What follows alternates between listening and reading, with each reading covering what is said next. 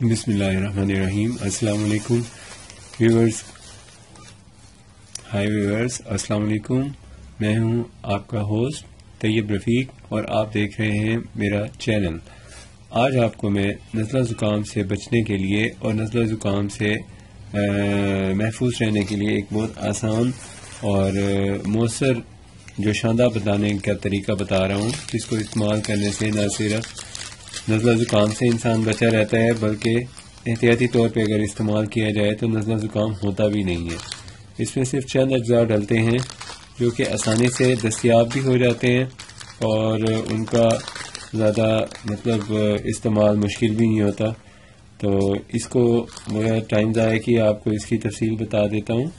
تو سب سے پہلے جو چیز ڈلتی ہے وہ ہے یہ دیکھیں، یہ ہے ختمی کے یہ بیج ڈلیں گے اس کے اندر. اور دوسرے نمبر پہ اس میں ڈلتا ہے یہ ایک اور ہے، یہ جڑی بوٹی ہے، اس کا نام ہے یہ خبازی ہے، یہ ڈلتی ہے اس میں. اور تیسرے نمبر پہ اس میں ڈلے گا آپ کا، یہ دیکھیں، یہ ملٹھی ہے، ملٹھی کے دانہ ڈلتا ہے اس کے اندر. یہ میں ایک کپ کے لیے تیار کر رہا ہوں ابھی.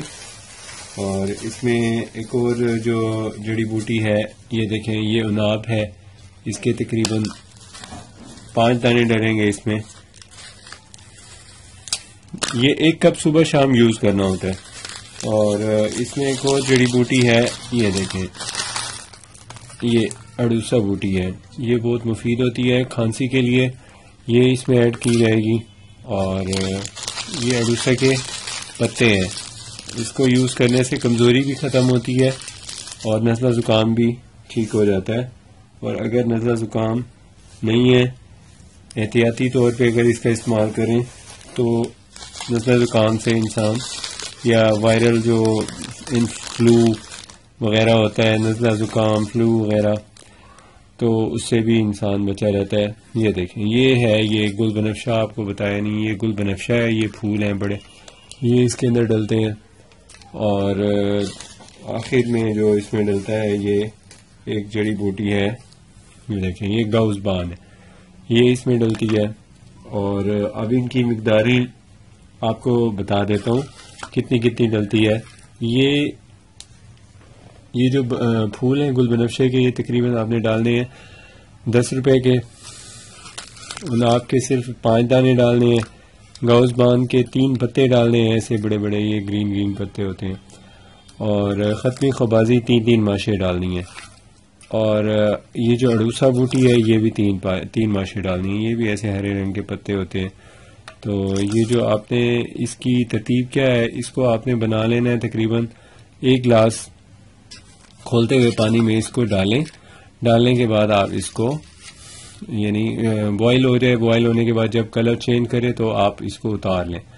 اتارنے کے بعد پھر آپ نے اس کو استعمال کرنا ہے. اب جو اس کا استعمال کا طریقہ ہے وہ یہ ہے کہ جو اس میں سے ابالنے کے بعد نیم گرم پانی یا اس کا جو جوشاندہ نکلے گا، اس میں تھوڑی سی مٹھاس شامل کریں، گڑ شامل کریں، زیادہ فائدہ ہے.